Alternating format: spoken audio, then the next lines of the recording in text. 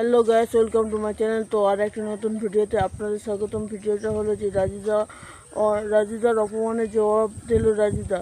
হ্যাঁ গাইস, তোমরা ঠিকই শুনছি, রাজিদার অপমানের জবাব রাজিদা নিজেই দিল। তো এই রাজিদাকে তিনজনে অপমান করেছে, আগের ভিডিওতে তোমাদেরকে দেখিয়েছি। তো এই অপমানের জবাব রাজিদা নিজেই দিয়েছি। তো কীভাবে দিল না দিলে সমস্ত কিছু এই ভিডিওতে তোমাদেরকে বলবো। তার জন্য আমরা চলে যেতে হবে রাজিদার দোকানে। তো চলো গাইস, যাওয়া যাক রাজিদার দোকানে, লেটস গো। এখানে এই কুমড়ো ছুঁড়ে মেরেছে, ওদের ভাতের ইয়ের সাথে লেগেছে, এখান থেকে ধাওয়া দিয়েছে। সেই ধাওয়া খেয়ে এসে আবার 6টার সময় এসে এই জায়গাটা হচ্ছে আমি পবিত্র জায়গা, এখানটা আমি করে খাই।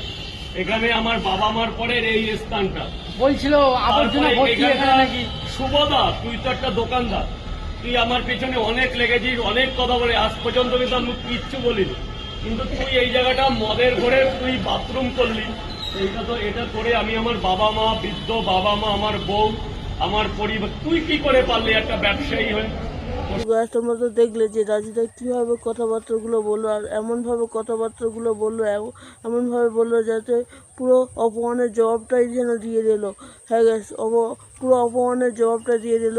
তো রাজিদা এইটাই বললো যে আমার এটা রুজির জায়গা, এখান থেকে আমি আমার বাবা মা, বউ, সন্তান সবাইকে নিয়ে পেট চালাই, সেই জায়গায় এসে তুই সব করে দিচ্ছিস।